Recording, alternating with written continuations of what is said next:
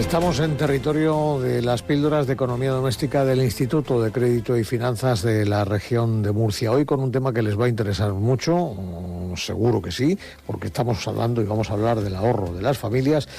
Sin más dilación vamos a saludar a la jefa de sección de instituciones financieras del Instituto de Crédito y Finanzas, María Dolores Cascales. Buenos días. Buenos días, Alberto, y buenos días a todos. Bienvenida, María Dolores, que hoy nos va a introducir a nuestra invitada de la jornada. Sí, pues hoy vamos a hablar del ahorro de las familias y además estamos muy contentos y muy agradecidos de contar para ello con la colaboración de la Fundación AFI Emilio Ontiveros.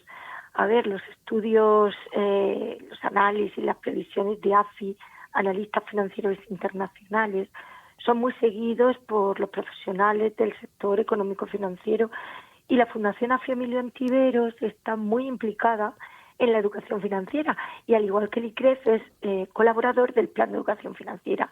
Y hoy tenemos con nosotros a María Romero Meléndez, que es consultora de AFI y voluntaria de la Fundación AFI Emilio Ontiveros, pues para hablarnos de cómo va el ahorro de las familias. María Romero, muy buenos días y muchas gracias por estar con nosotros por teléfono. Buenos días. Hola, muy buenos días y muchas gracias a vosotros por invitarme. Un placer estar aquí con vosotros. La verdad es que el tema del ahorro es muy interesante, sobre todo, porque la evolución del ahorro familiar ha sido muy llamativa en estos últimos años. Luego entraremos en los porqués, pero hablemos en primer término, si te parece, de esa evolución del ahorro en España en los últimos años. Sí, efectivamente, es bastante relevante, ¿no? Como sabéis, con el estallido de la pandemia, bueno, pues estuvimos en casa, ¿no? Mucha parte de la actividad se paralizó, ¿no? Y eso hizo, bueno, pues que aumentase muchísimo la tasa de ahorro en el año 2020, ¿no? Para ponernos en cifras, para poner números y poder comparar, en el año 2020 la tasa de ahorro en promedio se elevó hasta casi el 18%, ¿no? De la renta bruta disponible. Y si comparamos con la década anterior al estallido de la pandemia, era del 7,4, ¿no? Es decir, se elevó casi 10 puntos, ¿no? Y es bastante relevante, ¿no? Luego, como es verdad que con la mejora de la situación sanitaria fue bajando, pero en 2021 siguió bastante elevada, ¿no? La gente no se había gastado esos ahorros que había acumulado todavía. Y lo relevante, ¿no? Por lo reciente y porque nos afecta es lo último que ha pasado en el último año, ¿no? En 2021 ya a finales empezó ya a caer la tasa de ahorro, ya en este año, en el año pasado, en el año 2022, se redujo hasta el 7,1, ¿no? Es decir, pasamos de ese casi 18% en 2020, fue bajando en 2021 y ya en 2022 hemos vuelto incluso a niveles promedios por debajo de lo que teníamos antes de la pandemia, ¿no? Y es bastante relevante, ¿no? No solo estos números, sino el porqué de este aumento de la tasa de ahorro, ¿no? Como bien decías, del por qué había aumentado, bueno, pues en 2020 lo principal fue la imposibilidad de gastar, ¿no? Por parte de los hogares. ¿Qué pasó? Bueno, pues estábamos encerrados, no podíamos gastar y ya no solo no podíamos gastar, sino que también la gente asustada, ¿no? Había mucha incertidumbre, no sabemos qué iba a pasar con la situación sanitaria ni con la económica, ¿no? Y eso hizo que también las familias aumentasen su ahorro precautorio, ¿no? Es decir, cuando hay situaciones de mucha incertidumbre, la gente decide no gastar en cosas que a lo mejor no tienen la necesidad inmediata de hacerlo, ¿no? Y también aumenta la tasa de ahorro por eso. Y otra cosa importante, no solo por esa imposibilidad de gastar o ese aumento de ahorro obligatorio con el aumento de incertidumbre, es el mantenimiento de gran parte de las rentas, ¿no? De los salarios de los hogares, ¿no? Que se mantuvieron gracias a las ayudas que había puesto en marcha el gobierno, ¿no? Entonces es muy importante, bueno, ver el dato, ¿no? Que al final no deja de ser un dato, pero también analizar el porqué de ese aumento importante que tuvimos en la tasa de ahorro. Desde luego que los medios de comunicación en su momento nos lanzamos a informar de ello porque era muy llamativo. La verdad es que repasando los datos que acaba de aportar nuestra invitada María Romero, de Analistas Financieros Internacionales Emilio Ontiveros, son muy relevantes. Ese 18% de la renta dedicada al ahorro frente al 7%, algo más del 7% que era el referente promedio. Bueno, el aumento de ahorro fue generalizado, quiero decir, llegó a todas las capas de la sociedad porque también nos da la sensación de que hay gente que no puede ahorrar porque directamente no tiene con qué. Pero bueno, para eso están los especialistas, para aclararnos si fue generalizado o no. Sí, ese es otro dato súper importante, ¿no? Cuando se habla de esto, ¿no? Al final es cierto que el ahorro fue generalizado, en todas las capas pudieron ahorrar de una manera u otra, ¿no? Y sobre todo porque hay que tener en cuenta que hubo un tiempo en que casi no podíamos gastar, ¿no? En cosas que no fuese a lo mejor la alimentación o las facturas que nos llegaban, ¿no? Cada mes, ¿no? Entonces eso es importante, que el ahorro llegó de manera generalizada, pero es cierto que con diferencia, ¿no? No es la misma magnitud. Gran parte del ahorro se concentró en las rentas altas, ¿no? En los hogares con rentas altas. ¿Y esto por qué ocurrió? Bueno, porque las rentas altas se vieron menos afectadas por la reducción de sus salarios, ¿no? Muchas de las rentas altas pudieron realizar su trabajo, bueno, incluso yendo a su centro de trabajo si era algún tipo de centro sanitario o de sector importante, ¿no? Que no pudo parar, o que podían realizar su trabajo con normalidad desde casa, ¿no? De manera telemática. Entonces esto, bueno, afecta más a las rentas altas y esto se notó. Y además no solo a nivel de renta o de restricciones, sino también es importante tener en cuenta que al final servicios relacionados con el ocio, ¿no? Como el turismo, la hostelería, ir a comer a un restaurante, irse de viaje, supone una parte importante del gasto de las familias de rentas altas, ¿no? Entonces, ante la imposibilidad de hacerlo, pudieron ahorrar más de ese dinero, ¿no? Que no supone tanto de los hogares de rentas bajas, ¿no? Entonces, bueno, eso también se ha notado luego a la hora de gastar. Probablemente muchas de las rentas altas pues no gasten toda su bolsa de ahorro que acumularon durante la pandemia, ¿no? Que lo destinen pues eso a invertir en temas financieros o a otro tipo de ahorro que hayan decidido canalizar, ¿no? Pero esto es relevante tanto para cómo se ha estado gastando después como el porqué de ese aumento mayor en las rentas altas. Era una vertiente muy interesante de la información durante la pandemia. Hablo como profesional de los medios, ese concepto de bolsa de ahorro, ¿no? Porque parecía como si estuviésemos hablando de la bolsa llena de monedas, repleta de monedas, y un montón de personas alrededor de esa bolsa, ¿verdad? Mirándola con ojos codiciosos y diciendo, a ver cómo atraigo a este consumidor para que se gaste parte de esa bolsa en mi empresa o para mis intereses. Y eso me lleva a la pregunta de que a qué se destina esa bolsa de ahorro, porque enseguida sí que percibimos que uno de los usos fue precisamente ese que señalabas hace un instante, María, el del ocio, pero supongo que habrá más. Sí, claro, es decir, buena parte de esa bolsa acumulada, ¿no? De ese ahorro de más, por decirlo de una manera más sencilla, ¿no? Se ha destinado al consumo, ¿no? Durante el verano, por ejemplo, ¿no? El segundo trimestre especialmente del año pasado, bueno, el consumo fue estupendamente. La gente ya, como digamos, se fueron las restricciones, parecía que habíamos dejado atrás la pandemia y la gente salió, consumió, se fue de viaje, ¿no? Salió a comer a restaurantes y hizo otro tipo de gastos, ¿no? Que a lo mejor se había todavía privado, ¿no? Dada la incertidumbre que había, ¿no?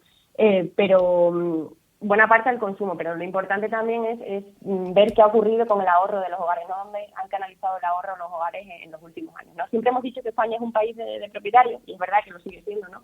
Buena parte de los hogares canalizan sus ahorros en vivienda, ¿no? Y si lo comparamos con otros países europeos, en España ese porcentaje es bastante más elevado, ¿no? Pero lo relevante, porque esto no deja de ser lo que venía ocurriendo, ¿no? Que compramos casas, sino que en los últimos años los hogares españoles han decidido canalizar sus ahorros a través de productos financieros, ¿no? De activos financieros, como son, por ejemplo, los fondos de inversión, ¿no?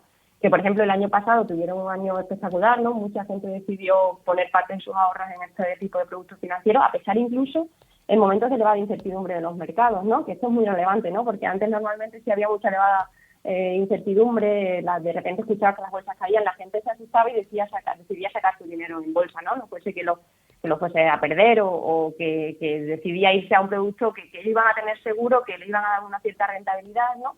Pero que no lo ponían en precio. Sin embargo, en 2022, a pesar incluso de esa elevada incertidumbre, como os decía, ¿no? Pues ha ido muy bien para los fondos de inversión en España, ¿no? Entonces, bueno, esto es bastante relevante, ¿no? Porque siempre era una diferencia que poníamos con el resto de países europeos, pero los españoles se están animando cada vez más a invertir en este tipo de productos para tratar de conseguir pues mayor rentabilidad, ¿no? Sacar mayor rentabilidad a sus ahorros, ¿no? De cara al futuro, ¿no? A un imprevisto, bueno, pues contar con ese ahorro, digamos, la rentabilidad de que te pueda dar tu ahorro. ¿Y por qué se debe esto, no? Bueno, pues creemos que se puede deber a la madurez del partícipe, ¿no? Se está preocupando más por sus ahorros o se está dando a conocer otra serie de productos que a lo mejor antes no eran tan accesibles al público normal, ¿no? Al ahorrador medio español. Es cierto que la educación financiera está mejorando en España, esto hay que cogerlo con mucha cautela, ¿no? Porque todavía nos queda mucho terreno que recorrer, ¿no? Por ejemplo, el Banco de España realiza una encuesta de competencias financieras, ¿no? Y ahí se ven pues muchas carencias, ¿no? Y todavía tenemos mucho trabajo que hacer, ¿no? Y por eso una de las cosas que hace la Fundación AFI está relacionada, ¿no? Con la educación financiera, ¿no? Pero parece que sí, que puede ser que el ahorrador español se está preocupando un poco más, estamos conociendo otra serie de productos y ya no nos da miedo invertir en ellos, ¿no? Y esto, bueno, nos permitirá tener pues mayores ahorros de cara a la jubilación, por ejemplo, o a la hora de dar la entrada a una vivienda, ¿no? Y por último también, en los últimos años se ha mejorado mucho los servicios de gestión discrecional y asesoramiento que hacen, pues, por ejemplo, pues, gestoras de fondos de inversión o bancos, ¿no? Y esto puede ser lo que os decía antes, ¿no? Pues relacionado con que a lo mejor yo voy y tengo una serie de ahorros y mi gestor del banco o de mi gestora pues decide explicarme que es un fondo de inversión y como lo entiendo pues me animo a invertir en ello, ¿no? Entonces, buena parte también de los ahorros se ha destinado a este tipo de activos financieros, ¿no? No solo al consumo y a la compra de viviendas en el último año. O sea que no solo lo tradicional, sino esta novedad que además nos pone en la estela de otros países europeos que, reconozcámoslo, quizá tienen una educación financiera más fuerte que la nuestra o más robusta. Por cierto, has citado la educación financiera y claro, eso es un tema que nos provoca debilidad porque en ello estamos. Cada semana nosotros tenemos este espacio dedicado precisamente a mejorar en lo posible o a ayudar a mejorar la educación financiera del personal. ¿En dónde flaqueamos más, María, en educación financiera y dónde tendríamos que formarnos mejor los ciudadanos de a pie en educación financiera? Pues yo creo que ahí flaqueamos un poco en todo, ¿no? No recuerdo exactamente preguntas de la encuesta de competencia financiera como la pregunta, ¿no? Pero incluso conceptos básicos que, por ejemplo, ¿no? Recuerdo que ayer leía una pregunta que decía algo así como que si era la misma, tenías el mismo riesgo invirtiendo en una acción o invirtiendo en una cartera de acciones, ¿no? Y creo que el 50% o algo así de la gente que respondía a la encuesta decía que era lo mismo invertir en una acción que invertir en una cartera de acciones, ¿no? Es decir, no entendemos ese concepto de diversificación del riesgo, ¿no? Y eso es pues algo preocupante, ¿no? Porque son cosas sencillas, pero claro, si nadie nos las explica, pues hay gente que no le llama la atención o que no ha dedicado o no tiene el tiempo para dedicarlo a ello y es algo problemático, ¿no? Entonces, un poco en todo, en entender conceptos, incluso en saber leer una nómina o interpretar un tipo de interés compuesto, ¿no? Ese tipo de cosas que son bastante sencillas. Cuando alguien se dedica a esto, claro, pero si nadie te lo explica, o incluso en los colegios, ¿no? Que sería lo más sencillo que nos lo explicasen en las primeras etapas de nuestra educación, pues es complicado entenderlo, ¿no? Entonces yo creo que quizás un poco en todo. No hay que focalizarse en nada, sino en general a aumentar la educación financiera en todos los sentidos, ¿no? Ya te digo, leer tu nómina, saber qué está pasando, ¿no? O entender qué es un tipo de interés compuesto, ¿no? O cuál es la mejor manera de invertir, qué riesgos tomas a la hora de invertir, cómo puedes reducir ese riesgo, ¿no? Entonces yo creo que quizás un poco en todos los ámbitos de la educación financiera tenemos en España mucho terreno que recorrer, ¿no? Y bueno, pues iniciativas como esta y de la radio de poder hablar de estos temas yo creo que también son muy importantes y útiles. Eso creemos y por eso estamos en ello. Bueno, cerramos este paréntesis que hemos abierto, ¿no?, de educación financiera porque nos queda todavía por lo menos una cuestión que tratar. Esta subida de precios que está también en boga en los medios de comunicación y que estamos hablando de ella cada día. No hace falta que nosotros hablemos de ella, ya habla la gente, ¿no?, en su casa, en las conversaciones de café o de escalera, dónde van a llegar los precios y cómo están subiendo. ¿Están relacionados estos incrementos en los precios con esa tasa de ahorro que se ha reducido? Es decir, con que estamos gastando más. ¿Cuál es la causa? ¿Cuál es la conexión? Sí, claro. Es decir, lamentablemente llevamos muchos meses hablando de precios y nos quedan otros tantos, ¿no? Y bueno, pues obviamente también afecta directamente al ahorro de los hogares, ¿no? La alta inflación explica gran parte de esta reducción del ahorro en el último año, ¿no? Como decía, desde el año 2021, que ya fue cuando empezaron, de finales de 2021, que fue cuando empezaron a subir los precios, se ha venido reduciendo el ahorro y bueno, pues mucha parte viene de esto, ¿no? ¿Y por qué se debe? Es decir, el consumo nominal, lo que gastamos en nuestro día a día, ha crecido más que las rentas, ¿no? Esto quiere decir que los precios han subido más que los salarios. Por eso nuestro ahorro se ve perjudicado directamente con la inflación, ¿no? ¿Y esto va a seguir pasando? Pues sí, en este año vamos a seguir viendo que nuestro ahorro se va a ver afectado directamente por la inflación.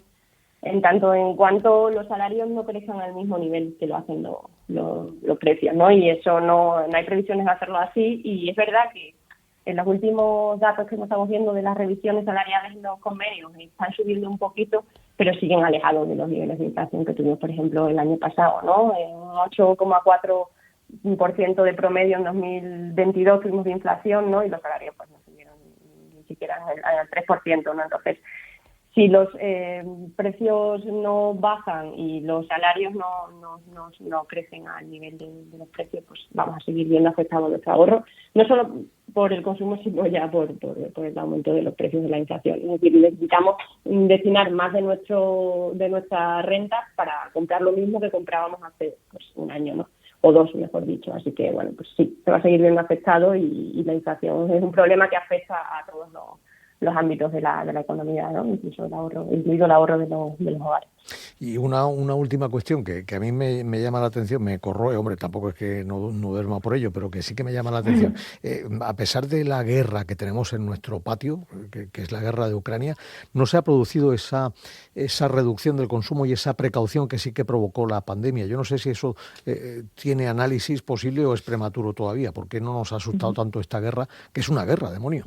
Ya lo sé. Yo creo que ha sido las ganas de consumir y las ganas de dejar atrás las restricciones, ¿no? Como te decía antes, no podíamos consumir, nos asustamos y decidíamos no consumir además de lo que no podíamos, ¿no? Pero una vez que se empezó a abrir, la gente ha decidido salir a consumir, pasar la Navidad con toda su familia, amigos y consumir todo lo que podía, salir a comer por ahí, incluso irse de viaje, ¿no?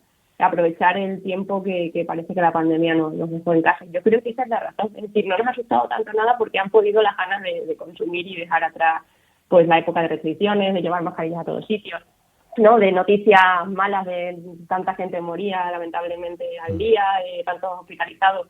Yo creo que han sido las ganas de dejar atrás las restricciones y pasar tiempo con los seres queridos, ¿no? Y consumir lo que podías, ¿no? Y además teniendo en cuenta que tenían esta bolsa, ¿no? Que tú comentabas antes, famosa de ahorro, creo que bueno, pues decía, no estoy dejando de ahorrar, ¿no? Pues bueno, me gasto lo que no me pude gastar en 2020 y bueno, intento dejar atrás una época que para mucha gente fue bastante mala, ¿no? Y creo que es eso, las ganas de dejar atrás la pandemia explica el por qué la gente está consumiendo tanto, ¿no? Aunque bueno, en los últimos meses no se está viendo tan así, ¿no? Pero sí porque en 2022 fue un buen año para el consumo.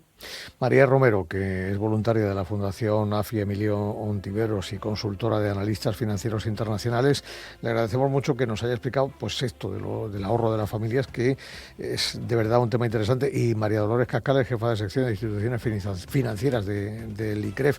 Gracias a las dos por habernos explicado todo esto y por estar con nosotros un viernes más. Gracias y buenos días. Gracias a vosotros.